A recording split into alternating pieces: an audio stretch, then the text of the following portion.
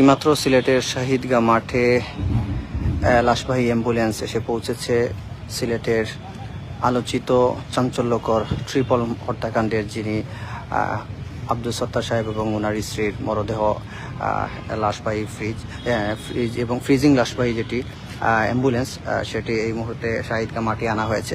গত পরশু সিলেটের চাঞ্চল্যকর একটি হত্যাকাণ্ড ট্রিপল মার্ডার, যেটি সিলেটের রায়নগর এলাকার মিতালিয়া বাসিক এলাকার 111 বা 111 নম্বর বাসায় নিকুঞ্জ বিলায় যেই মর্মান্তিক হত্যাকাণ্ডের ঘটনা ঘটে। সেই হত্যাকাণ্ডে নিহত আব্দুল সত্তার সাহেব এবং ওনার স্ত্রীর মরদেহ এই মুহূর্তে দেখতে পাচ্ছেন শাহিদগাঁ মাঠে আনা হয়েছে এবং বিভিন্ন জায়গা থেকে অসংখ্য মানুষ আসছেন ওনার নামাজে জানাজায় অংশগ্রহণ করার জন্য। প্রথমত হইল সিলেট আধ্যাত্মিক নগরী এবং বালা মানুষের শহর হিসেবে আমরা জানি এবং একে অপরের লগে বালা সম্পর্ক সিলেটি মানুষের, কিন্তু এইরকম ঘটনায় সিলেটের মানুষকে কলঙ্কিত করে আমরা কাছে মনে হয়।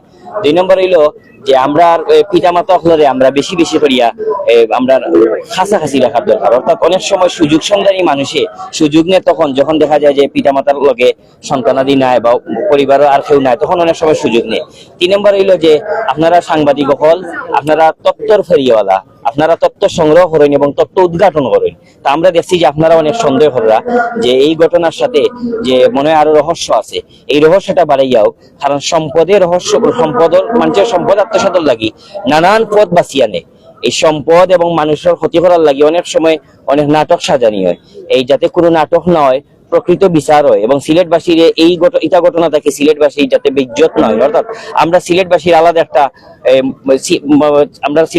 সুনাম আছে, এই সুনামটা নষ্ট লাগি কিছু মানুষ দায়ী এবং আমরা মনে করি যে নিরাপত্তা যাতে যথাযথ থাকে। দেখা গেছে যে এই লোডশেডিং এর কারণে বা এটার সামনে রাখিয়া হয়তো আপনারা তথ্য দেখলাম যে এটা ঘটনা ঘটানোর সুযোগ হয়েছে। তাই মনে করি যে দ্রুত এই অপরাধী হলরে এটা অপরাধ চক্র আমার কাছে মনে হয়েছে জড়িত। আমরা বিভিন্ন তথ্য এবং ফেসবুকে দেখলাম যে অন্য কোনো মানুষ বাড়িয়ে যায় আপনারা বিভিন্ন মিডিয়াত। সুতরাং এটা চক্রে দ্রুত গ্রেফতার করিয়া সিলেটবাসীর ইজ্জত ফিরিয়ে দেওয়ার দরকার। প্রশাসন স্বতঃস্ফূর্ত থাকতে হইবে এবং পাশাপাশি প্রশাসনের যথেষ্ট চেষ্টা করা। আমরা এই আন্তরিক চেষ্টার মাধ্যমে অতিবিলম্বে এর বিচার কার্যক্রমের মাধ্যমে সিলেট প্রবাসী অধ্যুষিত এলাকা, এই প্রবাসী হল হতাশ হয়ে যাবে। তারা মা বাপের আমরা দেশ তৈয়া বাড়ির তৈয়া বিভিন্ন লক্ষ লক্ষ মানুষ প্রবাসত হয়, তারা যাতে হতাশ না হয়, তারা হতাশা দূর করার লাগি নিরাপত্তা যাতে শক্তিশালী ভাবে রাখা, এটা আমার ধন্যবাদ। আমাদের দেশের মানুষ যে পরিমাণে মানুষের মন মানসিকতা যেভাবে সৃষ্টি হয়ে গেছে, একমাত্র হয়েছে কি তাদের এই তো সাহস প্রবণতা সৃষ্টি হয়েছে ও কারণে মোবাইল ফোনের মাধ্যমে এবং আধুনিক ব্যবহারের কারণে মানুষের এই সাহসিকতা বৃদ্ধি পাই গেছে গিয়া। উনি যিনি মারা গেছে আব্দুল সত্তার সাহেব, উনি আমার তালুই লাগবেন, উনি আমার ভাইয়ের শ্বশুর এবং উনার মিসেস হচ্ছেন আমার মা বই। ওনারা এত ঠান্ডা প্রকৃতির মানুষ, মানে আমার মনে হয় না আমার এই লাইফে ওনাদের মতো মানুষ আমি দেখছি বলি না। ওনারা একদম ফ্রিস্তাম মনে মানুষ। এখানে যেভাবে যে জিনিসগুলো ঘটনা ঘটে আমার মনে পিছনে অনেক বড় কোনো কাহিনী আছে যেটা আমরা বুঝতে পারতেছি। যাকে অ্যারেস্ট করা হয়েছে সে যে বাসায় থাকে তার যে মালিক যিনি যে ব্যাখ্যা দিয়েছেন এবং যা আলামতগুলো দেখতে পাচ্ছি, আমার কাছে মনে হচ্ছে এগুলো একটা নাটকের মতো একটা পরিণত হচ্ছে। আসল অপরাধ যেটা তাকে খুঁজে বের করে আনা উচিত। এবং সেই সাথে আমি বলবো আজকে কালকে যে একটা ঘটনা ঘটছে আমাদের আম্বখানাতে, দেখা গেছে একজন মানুষের পা কাটা পাওয়া গেছে আম্বখানা পয়েন্টে।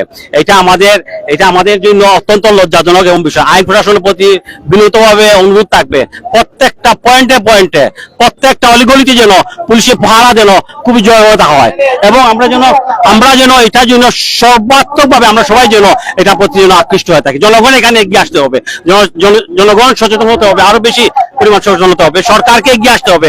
সরকার কোনোভাবে কোনো ধরনের এক্সকিউজ যেন করতে না পারে, এই বলে আমি আশা ব্যক্ত করছি। এবং আমি চাই এই যে নৃশংস হত্যাকাণ্ড হয়েছে, আজকে আমাদের কারুর কোনো নিরাপদ নাই। আজকে আমরা কোনো ব্যক্তি কোনো পরিবার আজকে নিরাপদে নাই। আমরা বাসায় আগে বাড়াই দিতাম, যে জিনিস কিনেছি বাজার থেকে বলে দিতাম যা বাসায় নিয়ে চলে যাও, দিয়ে আসো। এখন আমরা সে ভয় পাই, কাকে আমরা পাঠাবো? একটা ফেরিওয়ালাকে মাছ কিনতে গেছি, সবজি কিনতে গেছি, বলতে পাঠাইতেও পারতে পারতেছি না। এটা আমরা কোথায় দাঁড়িয়েছি? একটা কাজে মানুষকে রাখতে পারতেছি না। ওখানে এখন বাসা থেকে অনেক কাজ আবেদন জানাবো, এটার জন্য অতি শীঘ্রই যেন এটার আইনের আওতায় আনা হয় অপরাধীকে। ধন্যবাদ। সবচেয়ে হৃদয় বিতরক যে বিষয়টা হচ্ছে যে পৃথিবীর প্রত্যেক মানুষকে একদিন মৃত্যুর স্বাদ গ্রহণ করতে হবে, প্রত্যেককেই একদিন এই পৃথিবী ছেড়ে চলে যেতে হবে।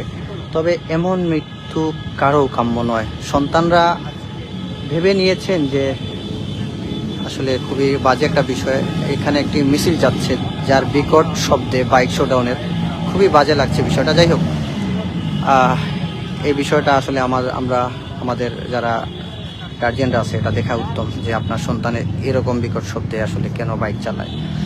সত্তা চাচা যে আসলে আমরা মানুষের মুখে শুনছি, কারণ আমি তো আইছি মনোহরগা 10-12 বছর হইব, আমরা মনোহরগা আমার চাচার মুখে শুনছি। আমার চাচা বীর মুক্তিযোদ্ধা আসলা শাহজিৎ চৌধুরী, তাই মাইজন তাই খুব ভালো মানুষ আসলা। এরপরে তাই বিশেষ করে ব্যবসায়ীও আসলা।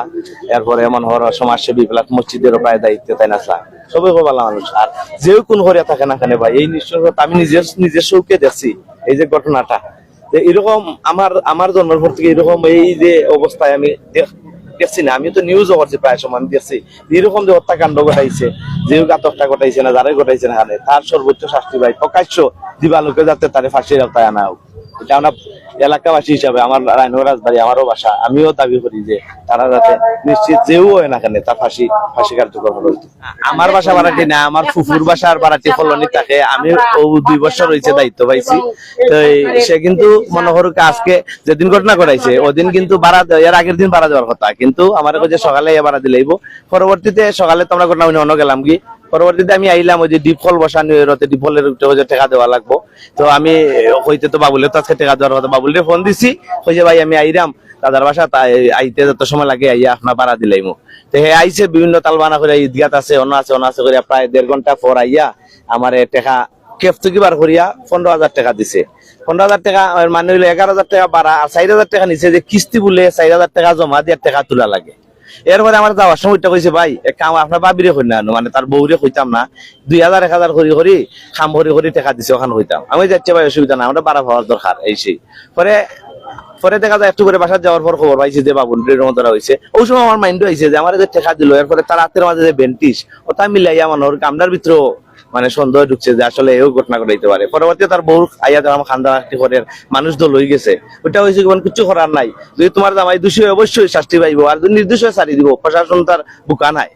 একটু আমরা চাই ভাই যেও এই হত্যাকাণ্ডের সাথে জড়িত আছে, যারাও আছে তাদের সর্বোচ্চ শাস্তি ভাই প্রকাশ্য দিবালোকে যাতে তাদের ফাঁসি কার্যকর অতি দ্রুত করা হয়, এটাই আমরা দাবি। সবাই ওয়াকিবুল। জনাব সাত্তার সাহেব অত্যন্ত রিনাউন্ডেড একজন মানুষ এবং বিএনপির জন্য কল্যাণ সমিতির প্রেসিডেন্ট ছিলেন। আমিও বিএনপির জন্য কল্যাণ সমিতির এক্সিকিউটিভ মেম্বার। পুরো বিষয়টা অত্যন্ত সন্দেহজনক, অত্যন্ত সাসপেক্টরি। যে অ্যাকিউজ, যে ভিকটিম যাকে ধরে হয়েছে তারও জবানবন্দি অত্যন্ত রহস্যজনক। আর মনে হয় এখানে পুলিশ ইনভেস্টিগেশনের প্রচুর প্রয়োজন। ইতিমধ্যে পুলিশ ইনভেস্টিগেশন করতেছে। আমার মনে হয় বিষয়টা আরো ভালো করে ইনভেস্টিগেশন করে যারা দোষী কোনো অবস্থাতে কোনো আইনের ফাঁক ফুকরে যাতে বের হতে না পারে। এটা সিলেটের ইতিহাসে এটা ব্ল্যাক ল, ব্ল্যাক হয়ে থাকবে এটা কোনো অবস্থাতেই। এবং একজন বয়স্ক মানুষ এবং সে যে জবানবন্দি বা যেগুলো দিতেছে, শুধু এটা আমার নয়, আমরা যারা আননোন, আমরা ঘটনা সম্বন্ধে যারা আমরা ওয়াকিবল নয়, আমরা বিহাইন্ড অফ সিন আমরা বুঝতে পারছি যে এখানে নিশ্চয়ই কোনো ধরনের কোনো লেকিংস আছে। আমার মনে হয় আমাদের ইন্টেলিজেন্সি অনেক ভাস্ট।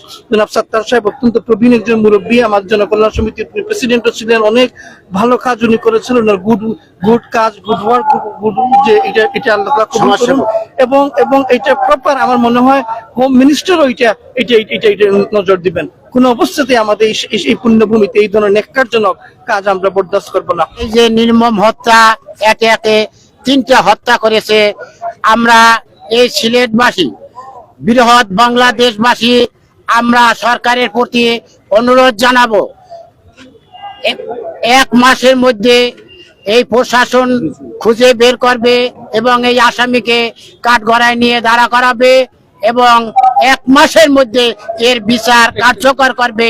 সরকারের প্রতি আমাদের বিনীত অনুরোধ রইল।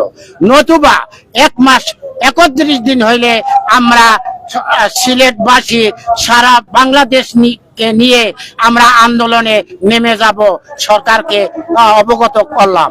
সিলেটের যে ঘটনাটি ট্রিপল মার্ডারের, সন্তানরা একটা সময় আসবেন, বাবার কাছে আসবেন, বাবা মায়ের সাথে দেখা করবেন। তবে এরকম দেখা, বাবা মাকে নির্মম একটা ঘটনায় বাবা মায়ের চলে যাওয়ার এরকম বিদায় আসলে কখনোই কাম্য নয়। সেটা আসলে অত্যন্ত হৃদয় বিদারক এবং মর্মান্তিক একটা ঘটনা বললেই চলে। আর এই ঘটনায় 3 জন মানুষ প্রাণ হারিয়েছেন। একজন ওনাদের বাসায় যে কাজের মেয়ে, তার মরদেহ ওনার পরিবারের কাছে হস্তান্তর করা হয়েছে এবং ওনার যে তিনজন মেয়ে এবং একজন ছেলে বিদেশে থাকেন তারা এসেছেন। আজকে গতকালকে কিন্তু ওনার 2জন মেয়ে এসে পৌঁছেছেন এবং আজকে একজন আসার কথা, আমি এখনো বিস্তারিত জানি না, তবে সম্ভবত চলে এসেছেন।